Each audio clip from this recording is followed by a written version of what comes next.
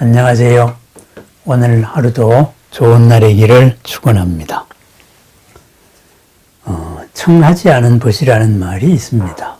청하지 않은 벗.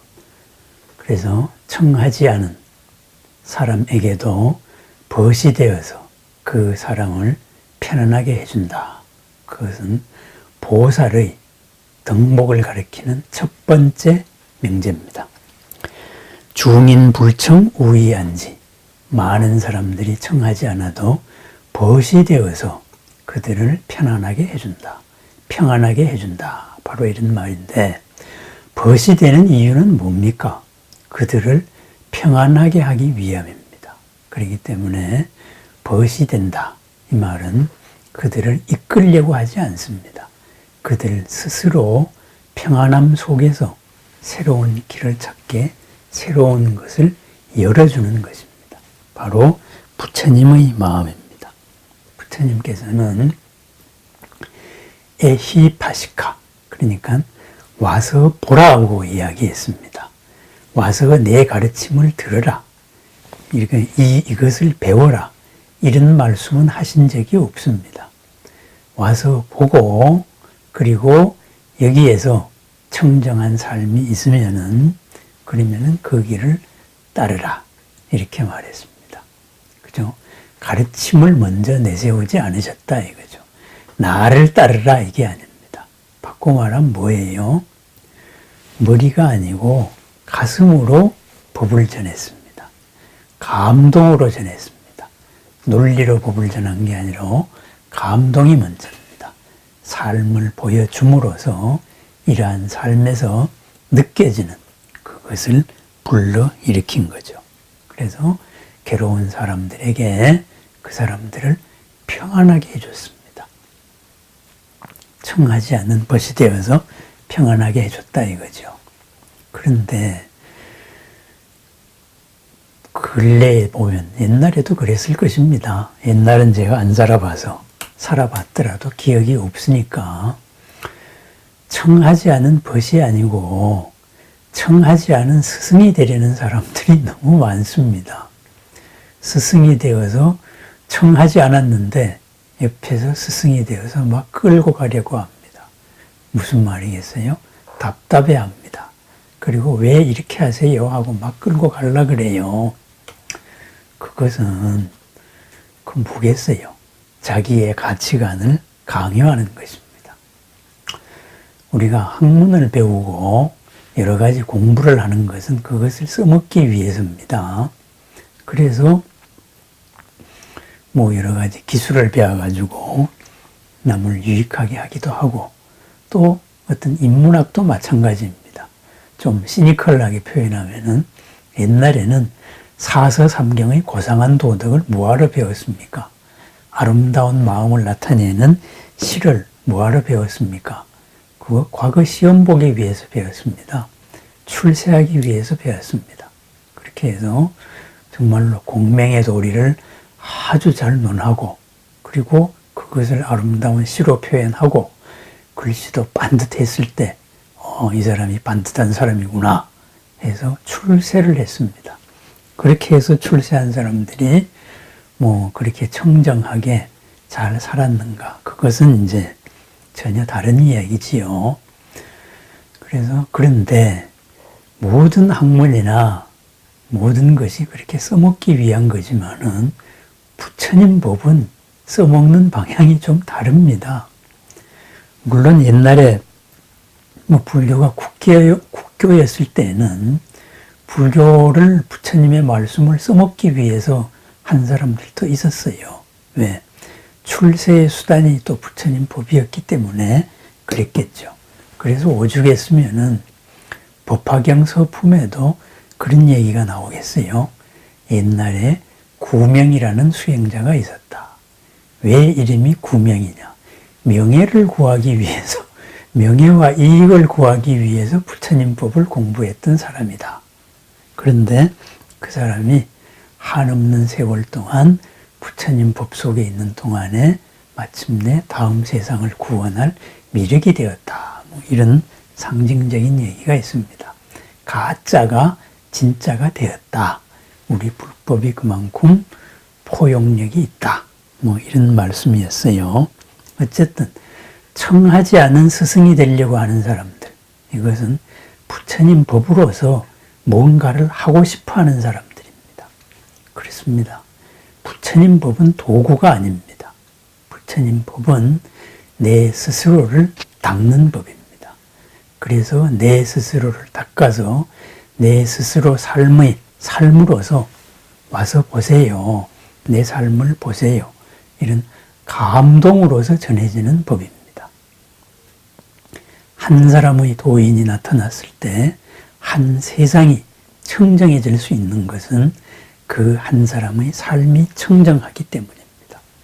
이 한 사람이 세상을 지배해서 그 사람의 이데올로기로 청정화되는 게 아니다 이거죠. 수많은 업들이 모여서 같이 이루어서 하는 우리 이 삶이 한 변수로서 그렇게 될 수는 없습니다. 이 한 사람에 대한 감동이 전체로 퍼졌을 때, 그랬을 때 전체가 바뀌는 겁니다. 그래서 부처님 법은 자비입니다. 자비. 그죠? 맺다죠. 뭐냐? 좋은 관계입니다. 좋은 관계. 벗이 되어 상대방을 위하는 마음입니다. 그 다음의 비입니다. 까루나. 연민입니다. 왜 연민이겠어요? 저 사람이 아직까지 깨우치지 않았다. 잘못된 길을 간다. 그것을 애틋해 하는 마음입니다. 너 잘못됐으니까 일로 와 하고 강제적으로 끌고 가는 마음이 아닙니다. 그래서 환경을 조성하고 끊임없이 그렇게 보이지 않게 도와주는 것입니다. 그것이 연민입니다. 자만 있고 비가 없을 때, 그죠? 좋은 관계만 있고 비가 없을 때 어떤 현상이 벌어지겠어요? 정의의 이름으로 상대를 억압하는 일이 벌어집니다. 그죠? 어떤 이데올로기가 세상을 지배하는 게 그것입니다. 그랬을 때에는 내 편이 중요합니다. 그래서 편에 따라 가지고 논리가 달라지는 일이 되는 거죠. 그래서 청하지 않는 스승이 많은 세상. 그래서 청하지 않은 스승은 과감하게 버려야 됩니다. 거기에는 연민의 마음이 없습니다. 자신의 틀로 가두려고 합니다. 금강경에서는 아상, 인상, 중생상, 수자상 모든 관념 체계들로부터 자유로우세요. 이렇게 말합니다. 아상, 인상, 중생상, 수자상으로 표상되는 그 당시 인도의 모든 사상 체계들, 종교들, 그 속으로 사람들을 속박시키는 그런 것에서 자유로워라 그랬어요. 바로 그러한 청하지 않는 스승들을 배격하라는 말입니다. 그렇습니다. 우리는 청하지 않은 벗이 되어야 됩니다. 청하지 않은 벗은 상대방을 강제로 이끌려가지 않습니다. 오직 상대방을 평안하게 하기 위해서 평안하게 도와주는 것입니다. 그래서 때로는 어리석게 보일 수도 있습니다. 제가 이렇게 법회를 매일 하고 있습니다. 저 또한 청하지 않은 스승이 되기 위해서 하는 게 아닙니다. 제 이야기가 도움이 된다면은, 그러면은 10사람이 들어서, 100사람이 들어서 한 사람이 도움이 된다면은 그것으로서 만족합니다. 저 사람의 말이 나와 다르다. 그러면 참 저를 연민하시면 됩니다. 왜 저런 말을 하지? 하고 저 사람을 내가 이렇게 가르쳐야 되겠다. 그런 마음은 내지 않으셨으면 합니다. 저 또한 마찬가지입니다. 누구의 스승이 되려고 하는 마음은 절대 없습니다. 다만 잘못된 것이 제 눈에 보이더라도 그 사람을 향하는 마음을 놓지는 않습니다. 애틋해하고 연민하고 그리고 내가 할 수 있는 역할이 있다면은 보이지 않게 도와줄 수 있을 것입니다. 일체 중생을 모두 열반에 들게 했더라도 내가 열반에 들게 한 중생은 없다. 금강경에 나오는 말입니다. 모든 부처가 될 수 있는 사람이 스스로 부처가 되게 할 뿐입니다.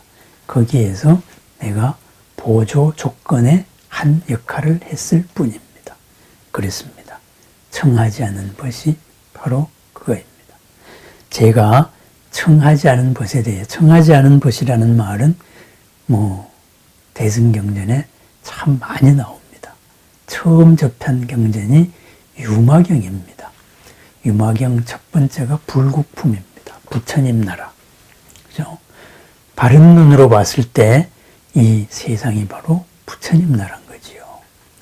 유마경을 처음 봤을 때의 그 감동을 아직도 수십 년이 흘러갔지만은 저는 아직도 잊지 못합니다. 보살의 덕에 대한 그 찬란한 공덕, 그 덕에 대한 말씀에서 바로 이 말이 나왔습니다. 모든 사람이 청하지 않아도 벗이 되어서 편안하게 한다. 그랬습니다. 벗이 되는 것은 평안하게 하기 위함입니다. 상대를 불안하게 하는 것은 벗이 아닙니다. 유마경 이야기는 참 읽으면 읽을수록, 접하면 접할수록 참 대단합니다. 깊은 경전입니다. 유마. 그죠? 왜 주인공으로서 유마희를 내세웠을까요? 비마라 기르티. 바로 정명, 맑은 이름입니다. 맑은 이름. 청정한 이름은 뭐예요? 청정한 삶입니다. 그래서 재가인으로서 가장 모범적인 삶을 살았습니다.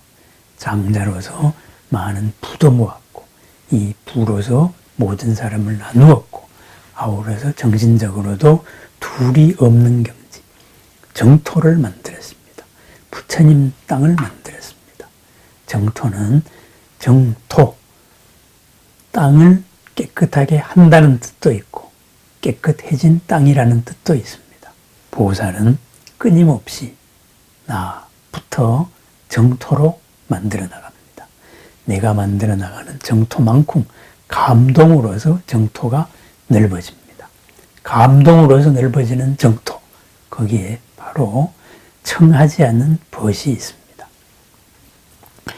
청하지 않는 벗들이 되었으면 좋겠습니다.